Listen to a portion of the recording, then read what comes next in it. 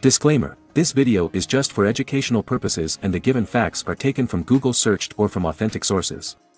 Content creator will not subjects to any matter if any information wrong. So please verify yourselves too. This video not support any political panties or not influenced by anyone. It's just for educational purposes. India Bharat ये सब क्या चल रहा है भाई, कोई नहीं। आज हम आपको पूरा इंडिया भारत की हिस्ट्री बताएंगे, जिसके बाद शायद आपको भी पूरा मामला समझ में आ जाए और क्या सही है क्या गलत ये भी समझ पाएंगे। इसलिए वीडियो को पूरा अवश्य देखिएगा और समझेगा, और वीडियो यदि अच्छा लगे तो अपने मित्रोजनों और परिवारजनों को भी अवश्य इस वीडियो का लिंक भेजिए, जिससे हम आप तक ऐसी ही अच्छे कंटेंट पहुँचते रहे। धन्यवाद।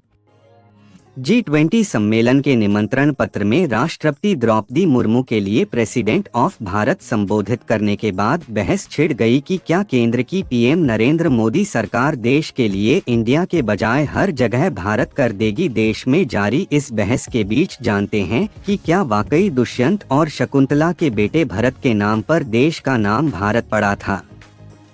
भरत और इंडिया कैसे पड़ा, देश का नाम भारत कैसे मिले। इंडिया, हिंदुस्तान, आर्यवर्त, ओडू समेत कई नाम। India that is Bharat. G20 सम्मेलन के निमंत्रण पत्र में राष्ट्रपति द्रौपदी मुर्मू के लिए प्रेसिडेंट ऑफ भारत संबोधित करने के बाद बहस छिड़ गई कि क्या केंद्र की पीएम नरेंद्र मोदी सरकार देश के लिए इंडिया के बजाय हर जगह भारत कर देगी। देश में जारी इस बहस के बीच जानते हैं कि क्या वाकई दुष्यंत और शकुंतला के बेटे भरत के नाम पर देश का नाम भारत पड़ा था। क्या वाकई भरत के नाम पर पड़ा भारत। ज्यादातर भारतीयों के बीच महाभारत के आदि पर्व में आई ये प्रेम कथा इतनी लोकप्रिय हो गई कि वे दुष्यंत और शकुंतला के बेटे भरत के नाम पर ही देश का नाम भारत पड़ना मानते हैं। आदि पर्व में आई इसी कथा पर संस्कृत के महाकवि कालिदास ने अभिज्ञान शाकुंतलम नामक महाकाव्य भी रचा था। अब सवाल ये उठता है कि अगर शकुंतला और दुष्यंत के बेटे भरत इतने प्रतापी हुए कि उनके नाम पर इस भूभाग का नाम भारत पड़ा, तो उनके बारे में इस लोकप्रिय प्रेम कथा के अलावा कुछ और क्यों नहीं मिलता है। इस आधार पर कहा जा सकता है कि भरत के नाम पर देश का नाम भारत पड़ना गहन शोध का विषय है। दुष्यंत पुत्र ही नहीं, देश में कई हुए हैं। भरत, ऐत्रेय ब्राह्मण के मुताबिक शकुंतला दुष्यंत के बेटे भरत के नाम पर ही भूभाग का नाम भारत पड़ा। इस ग्रंथ में बताया गया है कि चक्रवर्ती सम्राट भरत ने विशाल साम्राज्य का निर्माण कर अश्वमेध यज्ञ किया, इसीलिए उनके राज्य के भूभाग का नाम भारतवर्ष पड़ा। हालांकि इस भूभाग पर शकुंतला और दुष्यंत के बेटे भरत के अलावा भी कई भरत हुए हैं। पौराणिक युग में दशरथ पुत्र भरत भी काफी प्रसिद्ध हुए हैं। उन्होंने अपने बड़े भाई श्री राम की खड़ाऊ रखकर शासन किया। वहीं नाट्यशास्त्र की रचना करने वाले भरत मुनि भी यहीं हुए हैं। मगधराज इंद्रद्युम्न के दरबार में भी भरत ऋषि थे। मत्स्य पुराण में मनु को प्रजा को जन्म देने और उनका भरण पोषण करने के कारण भरत कहा गया है। उनके अधीन आने वाले भूभाग को भारतवर्ष कहा गया है।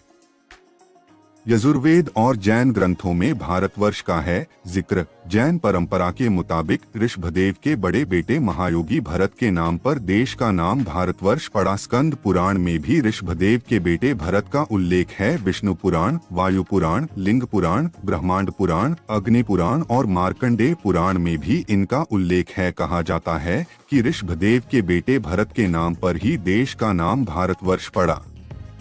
बता दें कि संस्कृत में वर्ष शब्द का अर्थ इलाका, क्षेत्र, बंटवारा, हिस्सा भी होता है। यजुर्वेद में बताया गया है कि किसी भी पूजा को करने से पहले संकल्प लेना जरूरी है। इसके लिए एक मंत्र भी है। इस मंत्र में एक जगह जम्बूद्वीपे भरतखंडे भारतवर्षे आता है। यजुर्वेद की रचना का समय 1400 ईसा पूर्व माना गया है। इसका सीधा मतलब है कि वेदों की रचना से पहले से ही इस भूभाग का नाम भारत या भारतवर्ष था। भारतवर्ष नाम का भरतजन से क्या है संबंध। इतिहासकारों का मानना है कि भरतजन इस देश में दुष्यंत के बेटे भरत से भी पहले से थे। ऋग्वेद में 10 राजाओं के युद्ध के बारे में बताया गया है।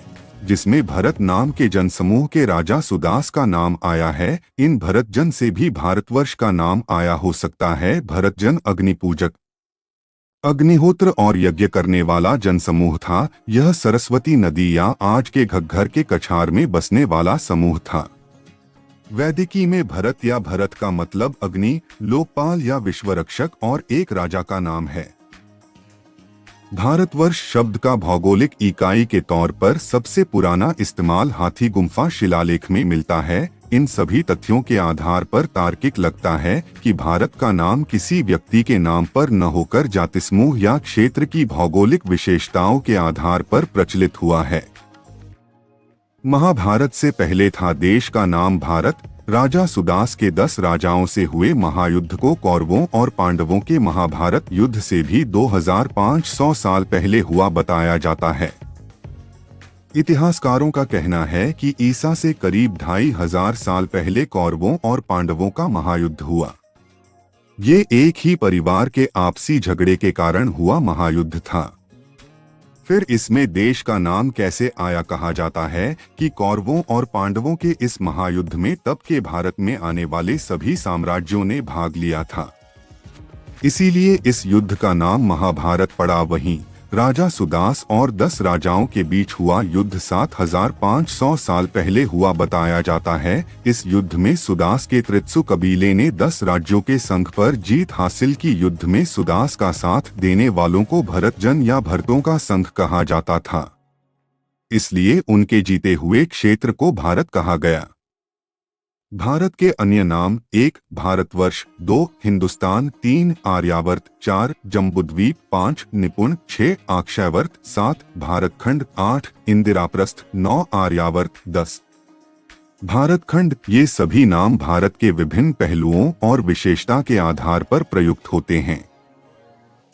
देश को सबसे पहले कहा जाता था आर्यवर्त। भारत को सबसे पहले आर्यवर्त कहा जाता था। आर्यवर्त यानी आर्यों का निवास स्थान संस्कृत साहित्य में उत्तर भारत का एक नाम है। इस क्षेत्र में आर्यों की संस्कृति का बोलबाला था।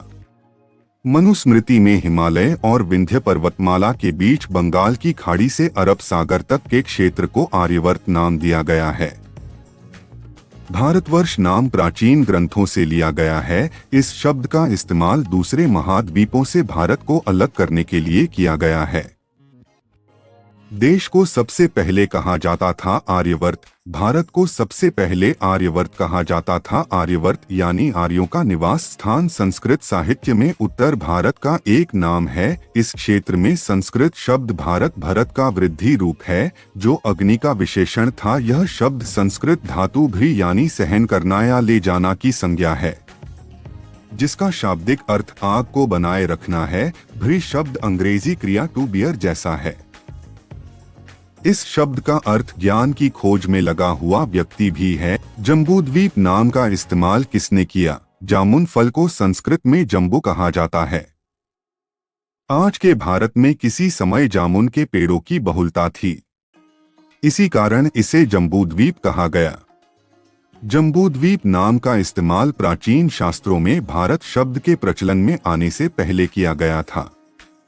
भारत के लिए अंग्रेजी शब्द इंडिया की शुरुआत से पहले कई दक्षिण पूर्व एशियाई देशों में जम्बूद्वीप भारत के लिए ऐतिहासिक शब्द था। भारतीय उपमहाद्वीप के लिए यह वैकल्पिक नाम आज भी थाईलैंड, मलेशिया, जावा और बाली में इस्तेमाल किया जाता है। हालांकि जम्बूद्वीप एशिया महाद्वीप के लिए भी इस्तेमाल किया जा सकता है। दक्षिण भारत में भारत के लिए द्रविड़ नाम भी खूब इस्तेमाल होता रहा है। भारत को कैसे मिला था हिंदुस्तान नाम? हिंदू और हिंद दोनों शब्द इंडो आर्यन या संस्कृत शब्द सिंधु यानी सिंधु नदी या उसके क्षेत्र से आए हैं। आचमेनिड सम्राट डेरियस फर्स्ट ने करीब 516 ईसा पूर्व सिंधु घाटी पर जीत हासिल की। इसके बाद सिंधु के समकक्ष आचमेनिड नाम हिंदूश या हाइडुएस का इस्तेमाल निचले सिंधु घाटी क्षेत्र के लिए किया गया था। करीब 500 ईसा पूर्व डेरियस फर्स्ट की मूर्ति पर यह नाम मिस्र के आचमेनिड प्रांत के तौर पर दर्ज किया गया था। पहली शताब्दी से मध्य फारसी में हिंदू शब्द में प्रत्यय स्थान को जोड़ा गया था और इसका नाम हिंदुस्तान पड़ गया। इसमें स्थान का मतलब देश या क्षेत्र है। साल 262 के सिंध को सासानी सम्राट शापुर प्रथम के नक्शे रुस्तम शिलालेख में हिंदुस्तान लिखा गया था। धर्म नहीं राष्ट्रीयता का प्रतीक था हिंदू। अरबी भाषा में भारत के लिए अलहिंद लिखा गया था। उदाहरण के लिए 11वीं शताब्दी में तारीख अलहिंद यानी भारत का इतिहास। हिंद शब्द भारत के अंदर इस्तेमाल किया जाता है। इतिहासकारों के मुताबिक हिंदू किसी धर्म का नाम नहीं है। फारसी लोग हिंदू शब्द का इस्तेमाल इस क्षेत्र में रहने वाले लोगों की राष्ट्रीयता बताने के लिए करते थे। हिंद और हिंदू दोनों नाम 11वीं शताब्दी से फारसी और अरबी में प्रचलित थे। मुगल काल के शासकों ने दिल्ली के आसपास के क्षेत्र को हिंदुस्तान कहा। समकालीन फारसी और उर्दू में हिंदुस्तान का मतलब भारत गणराज्य है। अरबी में अलहिंद भारत गणराज्य का ही नाम है। भारत के ये नाम आपको नहीं होंगे पता। भारत के कुछ नाम ऐसे भी हैं जो आपने कभी नहीं सुने होंगे। चीन के लोग भारत को तियानजू और जापानी तेंजिकू कहते थे। यह भारत का ऐतिहासिक पूर्वी एशियाई नाम है जो फारसी हिंदू के चीनी भाषा में लिखने पर आया। हिंदू भी सिंधु नदी के मूल संस्कृत नाम सिंधु से लिया गया है। तियानजू सिंधु के कई चीनी ट्रांसलिटरेशन में से एक है। शेंदु सिमा कियान के शिजी में दिखाई देता है और तियानडू का इस्तेमाल हो हंसू में किया जाता है। यिंतेजिया हिंदू के एक और ट्रांसलिटरेशन कुचेन इंदाका से आया है। तियानजू के बारे में फैन ये ने साल 398 से 445 के बीच रिकॉर्ड तैयार किया था। इसमें उसने इस क्षेत्र के बारे में विस्तार से जानकारी दी है। यहाँ के योद्धाओं और शासकों के बारे में बताया है। भारत को कहाँ कहा गया है? होडू और बाराटो। भारत को हिब्रू में होडू भी कहा जाता है। इसका जिक्र यहूदी तनाख और ईसाइयों के पुराने नियम के एस्तेर भाग की किताब में किया गया है।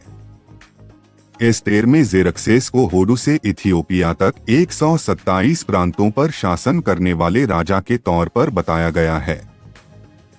प्राचीन यूनानियों ने भारतीयों को इंडोई भी कहा है। इसका अनुवाद सिंधु के लोग होता है। अब यह भारत है जो अभी भी सिंधु से प्रेरित है और ब्रिटिश शासकों की ओर से दिया गया नाम है।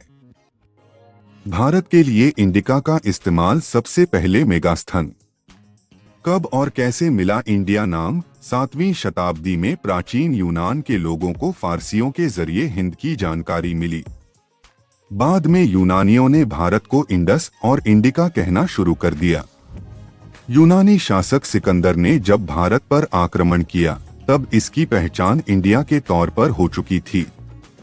इतिहासकारों का कहना है कि 16वीं शताब्दी तक हिंदुस्तान और भारत नाम सबसे ज्यादा इस्तेमाल किया जाते थे। जब अंग्रेज भारत आए तो उन्होंने सरकारी दस्तावेजों से लेकर पत्राचार में हिंदुस्तान या भारत के बजाय इंडिया का इस्तेमाल शुरू कर दी। आपको हमारा यह भारत विश्लेषण कैसा लगा? कृपया अपनी राय कमेंट बॉक्स में अवश्य लिखे और हमारे चैनल को ऐसी ही रोचक उपन्यास के लिए सब्सक्राइब करना न भूले। दिल से धन्यवाद।